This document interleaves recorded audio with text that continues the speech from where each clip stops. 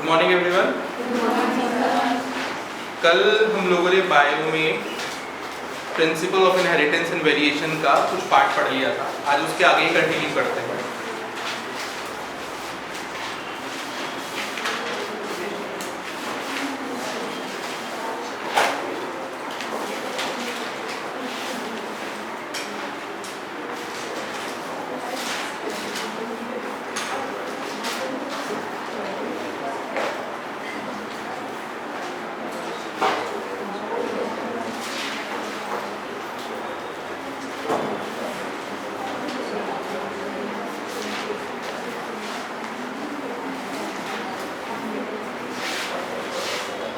कल का थोड़ा सा एक बार क्विक रिव्यू लेते हैं। हम लोगों ने देखा था कि मेंडल के बारे में हम लोगों ने कल पढ़ा था। मेंडल ने कौन से प्लांट के ऊपर अपना एक्सपेरिमेंट करा था? किस पे? मटर। मटर का साइंटिफिक नेम पाइजम। उन्होंने मटर का पौधा क्यों लिया था? उसके कल हम लोगों ने रीजन पढ़े थे, बताइए।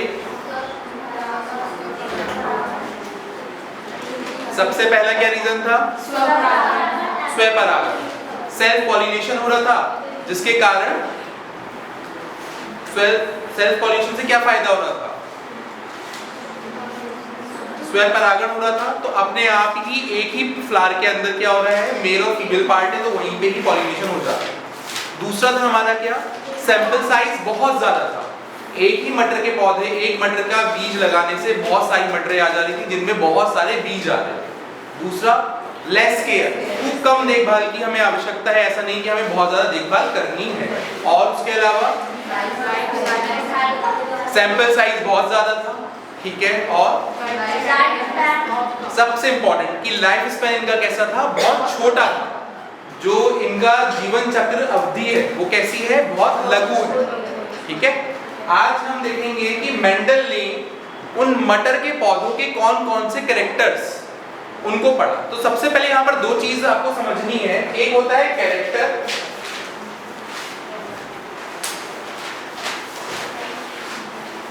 दूसरा होता है ट्रेट।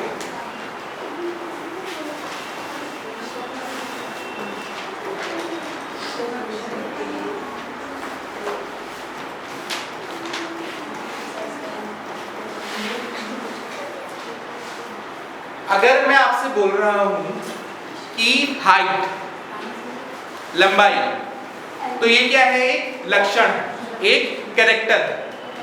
लेकिन अगर क्या आप हाइट को देख सकते हो या कुछ कर सकते हो? नहीं ना, ये एक एब्स्ट्रैक्ट नाउन हो गया। मतलब कि जिसको हम छू नहीं सकते, समझ नहीं सकते, बस खाली मतलब समझ पा रहे हैं हम, जिसको छू नहीं सकते। लेकिन अगर आप, ये चीज हो गया, हाइट एक लक्षण हो गया,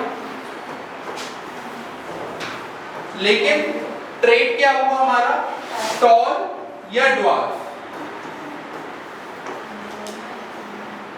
टॉल का मतलब क्या है, लंबा, ड्वार्फ मतलब बॉन्ड। तो ये आपको समझ में आ रहा है कि मेरी हाइट या आपकी हाइट अगर हम देख रहे हैं तो या तो कोई लंबा होगा या फिर कोई छोटा होगा। तो ये क्या है, हमारे ट्रेट है। क्या है ये, हमारे ट्रेट, विशेषण। जबकि हाइट क्या है, हमारे लक्षण। क्या अंतर समझ में आया? जैसे कैरेक्टर में हम क्या ले सकते हैं, कलर। तो यहां पर क्या हो जाएगा, कोई से भी कलर, रेड और ब्लू, ये क्या हो गया, ट्रेट हो गया। जबकि लक्षण क्या हो गया, कलर हो गया। क्या ये चीज समझ में आ रही है? ऐसे ही और क्या कैरेक्टर्स हो सकते हैं हमारे, शेप। लेकिन ट्रेट क्या होगा हमारा, या तो राउंड होगी, ओवल होगी, रेक्टेंगुलर होगी, ट्रायंगुलर होगी, त्रिकोणीय, है ना। तो ऐसे ऐसे करके वो क्या हो जाएगी, हमारे ट्रेट। क्या इन दोनों चीजों में अंतर समझ में आया, नहीं आया? एक है हमारा लक्षण, दूसरा क्या है, हमारा विशेषण। क्या क्लैरिटी मिल गई इन दो चीजों के बारे में? अब मेंडल ने, जो मेंडल जिसको हम फादर ऑफ जेनेटिक्स बोल रहे हैं, उन्होंने मटर के पौधे में, पाइजम सटाइवम के ऊपर उन्होंने 7 लक्षणों के बारे में पढ़ा और उसके ऊपर उन्होंने शोध किया। इधर इधर इधर मेंडल ने 7 लक्षणों के बारे में पढ़ा, किसके? मटर के। ठीक है, तो उनके बारे में हम थोड़ा सा देखते हैं।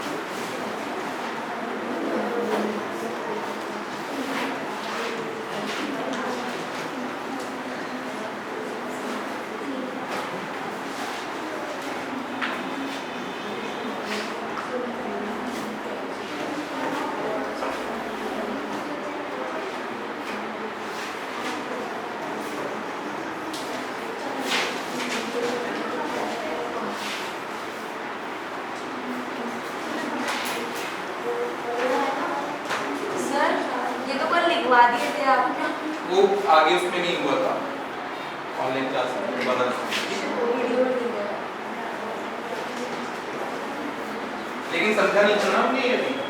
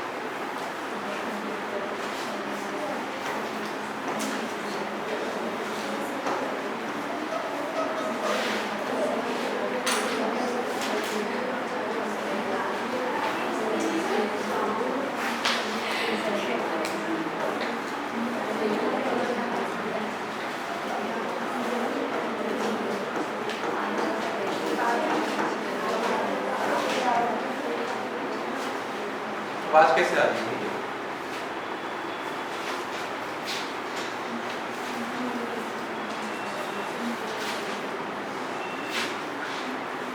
मटर के पौधे में 7 जोड़ी लक्षणों का तुलनात्मक अध्ययन।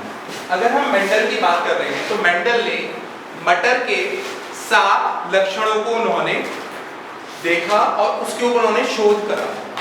ठीक है, अब सबसे पहली चीज समझने वाली चीज है जो भी आप लोगों को नहीं पता, यहाँ पर 2 चीजें लिखी हुई हैं। एक है डोमिनेंट ट्रेट, अभी तक हम लोगों ने लक्षण पढ़ लिया, फिर हमने ट्रेट पढ़ लिया कि ट्रेट क्या होता है। अब 2 चीजें जो हमें समझनी है वो ये है, एक है हमारा प्रभावी और एक क्या है अप्रभावी। कोई बता सकता है कि प्रभावी विषयक और अप्रभावी विषयक में क्या अंतर होगा? Any of you? प्रभावी और अप्रभावी में क्या अंतर होगा? देखो, जो ज्यादा दिखाई दे, जो हमें ज्यादा दिखाई दे, जो ज्यादा, जिसका ज्यादा नंबर है वो क्या हो जाएगा? प्रभावी हो जाएगा। और जो कम दिखाई देगा वो क्या होगा? हमारा अप्रभावी। अब फॉर एग्जांपल मैंने यहाँ पर मटर के बीज लिए और वो मैंने एक खेत में डाल दिए, ठीक है। अब मैं क्या देखूंगा? जो पेड़ है मटर के, अब वो निकल के आएंगे, फिर मैं उनके कैरेक्टर्स, लक्षणों को देखूंगा। फॉर एग्जांपल मैंने देखा सबसे पहले लंबाई में मुझे सारे के सारे ज्यादातर क्या दिखाई दिए? लंबे दिखाई दिए। एक ही बस क्या दिखाई दिया? बौना दिखाई दिया, जिसको मैंने बोल दिया क्या? ड्वार्फ। तो वो क्या हो गया मेरा? रेसेसिव, अप्रभावी। क्यों? क्योंकि वो मुझे इतने सारों में 1 या 2 दिखाई दिए, बाकी सारे क्या दिखाई दिए मुझे? लंबे दिखाई दिए। तो वो क्या हो गया मेरा? प्रभावी हो गया, डोमिनेंट हो।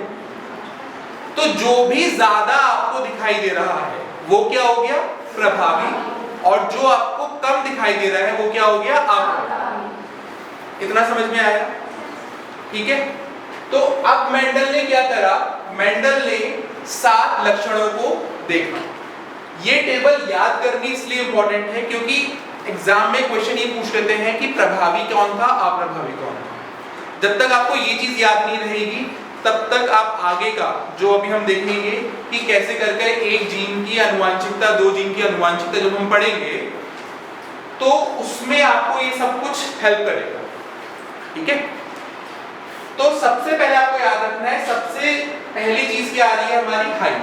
क्या आ रही है? हाइट। तो सबसे पहले हमने देखा हाइट। तो हाइट में जो डोमिनेंट है वो क्या है? टॉल। और जो रेसेसिव है, अप्रभावी को हिंदी इंग्लिश में क्या बोलते हैं? रेसेसिव। क्या बोलते हैं? रेसेसिव। रेसेसिव की स्पेलिंग क्या है? RECESSIVE, recessive.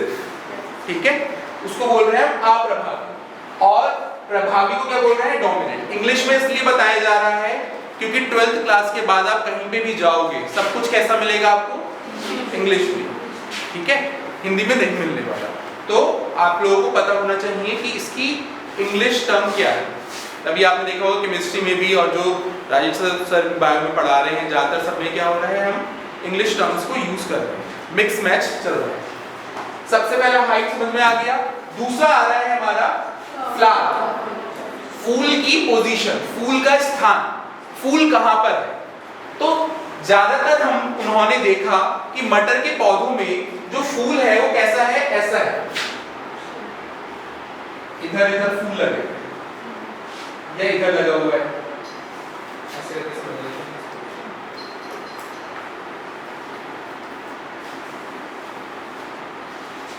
ये है ना, तो यहां पर फूल लगे हुए हैं। ठीक है, मतलब कि कोई भी अंत पे नहीं लगा हुआ। और ये क्या है? अंतिया। अंतिया मतलब कि अगर ये एक डाली है तो यहां पर कोने में लास्ट में फूल लगा हुआ है। समझ में आई बात? इस वाले केस में क्या है? अगर ये फूल है हमारा तो ये यहां पर लगा हुआ है, अंत पे नहीं लगा हुआ है, अक्षीय पे। ठीक है। और दूसरा क्या है हमारा? अंती है। कोई भी अगर एक डाल है या कोई भी एक ब्रांच है तो उसके अगर टिप पे, अंत पे लगा हुआ है तो क्या हो गया मेरा? टर्मिनल। और अगर वो कहीं पे भी लगा हुआ है, फॉर एग्जाम्पल ये कंडीशन आ गई कि ऐसे ऐसे लगा हुआ है, ठीक है, तो वो क्या हो गया मेरा? अक्षीय। क्या समझ में आया या नहीं आया? तो 2 चीजें हैं, एक है हमारा एक्सियल कंडीशन, दूसरी क्या है हमारी? Terminal condition. एक्सियल मतलब अक्ष की कहीं पे भी कोई भी अक्ष पे लगा हुआ है। ठीक है। और अंतीय क्या है, बिल्कुल एकदम टिप पे, कोने पे, एकदम उसके अंत पे, ठीक है, वहां पर लगो।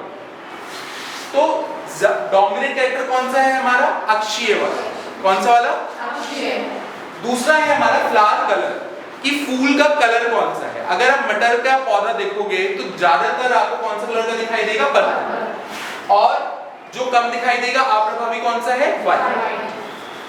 फिर आ रहा है मटर का, अब फल, फूल आ गया, फूल के बाद क्या आएगा, फल। तो फल क्या है हमारा, फ्रूट कलर, और जो हम अगर मटर को देखेंगे तो मटर की फली आती है। फली को इंग्लिश में क्या बोलते हैं, पॉड। क्या बोलते हैं, तो जो पॉड लिखा है, पॉड मतलब फली, ठीक है। तो उसका कलर क्या है हमारा, तो देखा है आपने मटर का कलर कैसा होता है, जो उसकी फली होती है, ग्रीन। तो ग्रीन क्या हो गया हमारा, डोमिनेंट, और येलो क्या हो गया हमारा, रेसेसिव, ठीक है। येलो क्या हो गया हमारा, रेसेसिव। जो मटर है उसकी शेप कैसी है, या तो बिल्कुल फूली हुई मटर होती है, या फिर कैसी होती है, पिचकी हुई होती है। तो फूली हुई के लिए क्या बोल देंगे हम, फुल, और पिचकी के लिए क्या कह देंगे हम, कॉन्स्ट्रिक्टेड। क्या बोल देंगे, कॉन्स्ट्रिक्टेड, कि उसमें वो पिचकी हुई, ठीक है। फिर आ रहा है सीड कलर। अब मटर के कलर के लिए ना, मटर जो हम कच्ची मटर खाते हैं उसको मत सोचो, जो मटर दाल आती है वो कौन सी कलर की होती है, येलो। तो येलो डोमिनेंट कलर हो गया, और ग्रीन कलर क्या हो गया, रेसेसिव हो गया। यहां पर कंफ्यूज नहीं होना है, आ रही है बात समझ में। सीड कलर डोमिनेंट कौन सा है हमारा, पीला। मटरा जो दाल है उसको याद रखो, ऐसे करके, ठीक है। और जो फिर आ रहा है हमारा सीड की शेप, या तो मटर ऐसे गोल होगी, या फिर कैसी होती है, ऐसे ऐसे होती है ना कुछ कुछ मटर। तो ये याद रहेगा। झुर्रीदार का इंग्लिश वर्ड क्या है, रिंकल्ड, झुर्रियां जिनमें होती हैं। क्या ये चीज समझ में आ गई है, जल्दी से उतारिए जो लिखा हुआ है साइड साइड जो बनाई है थोड़ी बहुत, वो सब देखिए। अक्षीय अंतीय क्या होता है। अब अगर क्वेश्चन आता है कि मेंडल ने कितने कैरेक्टर्स पढ़े, मेंडल ने कितने कैरेक्टर पढ़े, तो कौन क्या बताया कितने कैरेक्टर पढ़े उन्होंने, कितने लक्षण पढ़े, 7। और उन्होंने कितने ट्रेट पढ़े, ट्रेट्स कितने पढ़े उन्होंने, विषय कितने पढ़े,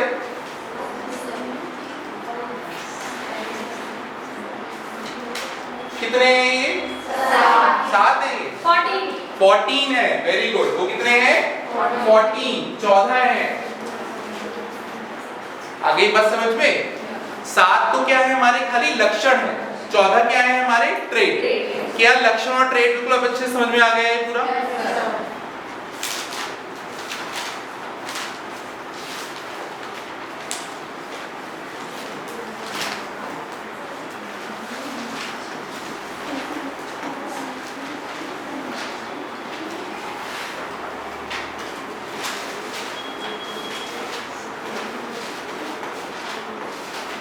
अब आप लोगों को मैं कुछ टर्म्स बता रहा हूँ।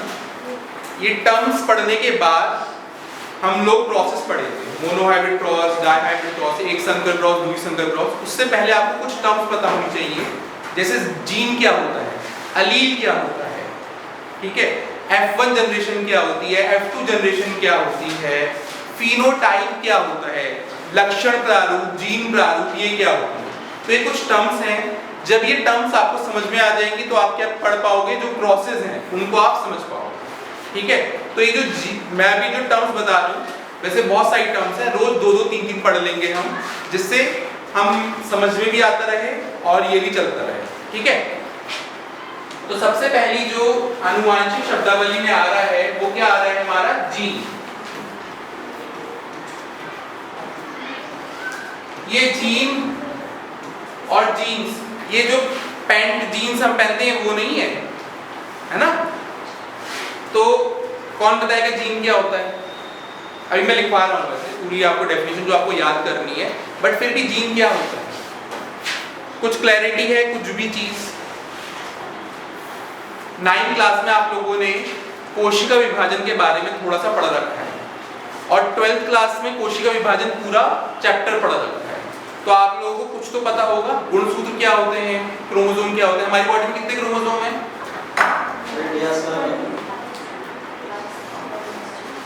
हमारी बॉडी में कितने क्रोमोसोम्स हैं? बताइए हमारी बॉडी में कितने क्रोमोसोम्स हैं?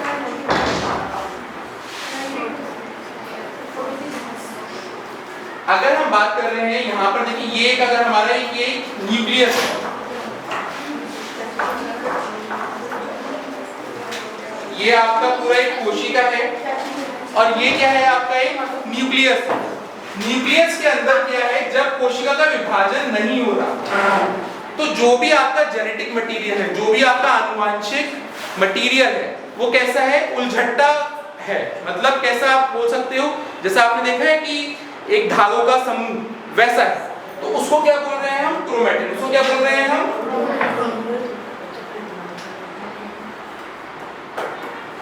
क्रोमैटिन भी क्या है, एक डीएनए ही है, लेकिन कैसे फॉर्म में है वो? तब जब कोशिका का विभाजन नहीं हो रहा, जब सेल डिवीजन नहीं हो रहा।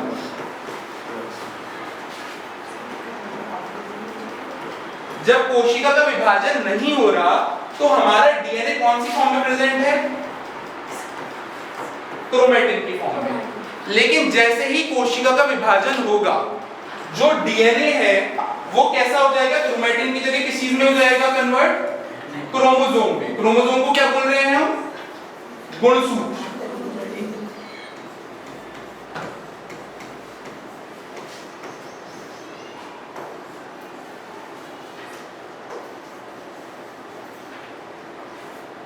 तो यहां पर आपको ये चीज समझनी है कि अगर हमारा कोशिका एक सेल है, उसका अगर डिवीजन नहीं हो रहा, तब तो आपका डीएनए एक धागों का समूह जो उलझट्टे है, मतलब जो अभी कैसा है, बिल्कुल अभी बाइंडेड है कि हाँ उसको हम अलग नहीं कर सकते। जब अगर ऐसे प्रेजेंट है तो क्या है हमारा?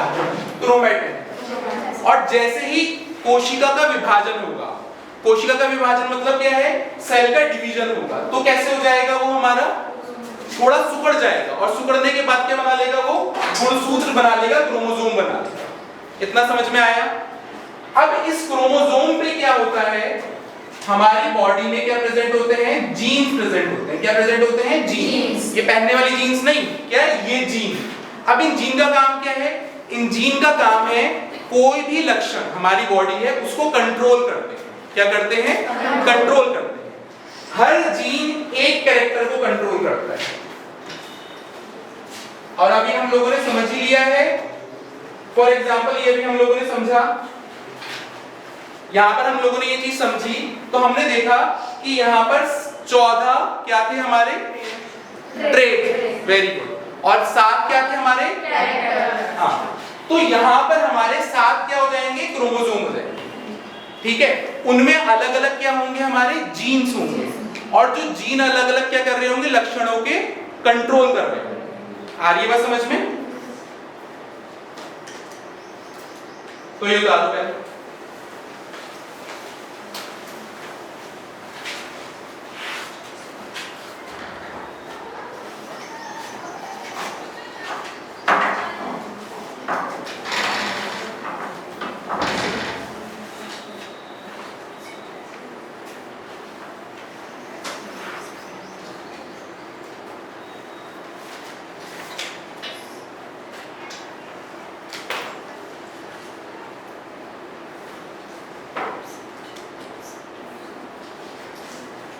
जब तक कोशिका का विभाजन नहीं हो रहा तो हमारा डीएनए कौन सी फॉर्म में प्रेजेंट है? क्रोमैटिन। और जैसे ही कोशिका का विभाजन हो जाएगा तो डीएनए कौन सी फॉर्म में प्रेजेंट होगा? हमारा क्रोमोसोम, गुणसूत्र। आगे बात समझ में?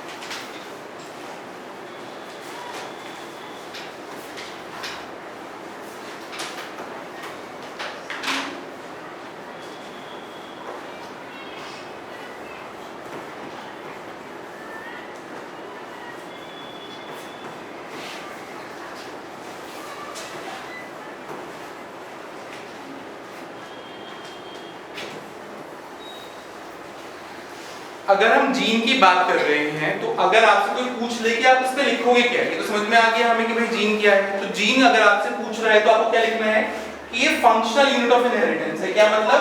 आनुवांशिक पदार्थ की क्रियात्मक इकाई। कि अगर हम यहाँ पर क्रोमोसोम की बात कर रहे हैं, ये हमारा अगर क्रोमोसोम है तो इस क्रोमोसोम पे ये जो हमने लाइन बनाई है यही क्या है? हमारी जीन है। और ये जीन क्या है? हमारी क्रियात्मक इकाई। मतलब क्या है? एक जीन क्या कर रहा है?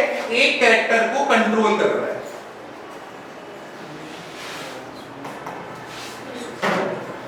एक जीन एक कैरेक्टर को कंट्रोल कर रहा है। दूसरी चीज आप यहां पर ये समझ सकते हो, हर जीन का, जैसे आपका अपने घर का एक एड्रेस है, अगर मैं मान लो यहाँ पे एक रिया बच्ची है, रिया बच्ची को अगर हमें देखना है कि उसका लंच बॉक्स आया है तो हम कहाँ पर जाएंगे देने के लिए? मान लो 12th की क्लास में है तो हम 12th में जाएंगे। ऐसे ही हर जीन का क्या है? एक अपना एड्रेस है। उसको क्या बोलते हैं हम? जीन लोकस अगर एक की बात कर रहे हैं, और अगर हम ज्यादा की बात कर रहे हैं तो उसको क्या बोलेंगे हम? जीन लोसाई। हिंदी इंग्लिश में सेम ही है। तो ये क्या है हमारा? अगर हम जीन की बात कर रहे हैं तो जीन का भी क्या है? एक एड्रेस है। क्या है? एक एड्रेस जहां पर हम उसको पहचान सकते हैं। और वो जो एड्रेस है उसका नाम क्या है? Gene locus. या अगर एक की बात कर रहे हैं और बहुत सारों की बात करें तो क्या हो गया हमारा? Gene loci. ठीक है, LOCI। ये चीज समझ में आ गई बात? तो जीन क्या है हमारा? आनुवांशिक पदार्थ। अब आनुवांशिक पदार्थ क्या है हमारा? गुणसूत्र, क्रोमोसोम। उसकी क्रियात्मक इकाई। क्रियात्मक इकाई क्यों है? क्योंकि ये वही पार्ट है जो क्या बना रहा है? प्रोटीन बना रहा है। क्या बना रहा है? प्रोटीन। मैं कुछ भी मैं बोल रहा हूं, मैं कुछ भी कर रहा हूं, वो कैसे काम कर रहे हैं हम? प्रोटीन की वजह से। अल्टीमेटली क्या हो रहा है हमारा? प्रोटीन बन रहा है। अल्टीमेटली क्या बन रहा है हमारा? प्रोटीन। तो प्रोटीन कैसे बन रहा है हमारा? इस वाले पार्ट से। खाली जीन के पास ये शक्ति है, ये पावर है कि वो प्रोटीन बना सकता है। इसलिए वो क्या है? हमारी क्रियात्मक इकाई। क्योंकि वो क्रिया कर रहा है ना, ये काम कर रहा है। क्या काम कर रहा है? प्रोटीन बनाने का काम। इसलिए वो क्या हो गई? हमारी क्रियात्मक इकाई है। क्या ये चीज समझ में आ गई है? बिल्कुल। जल्दी से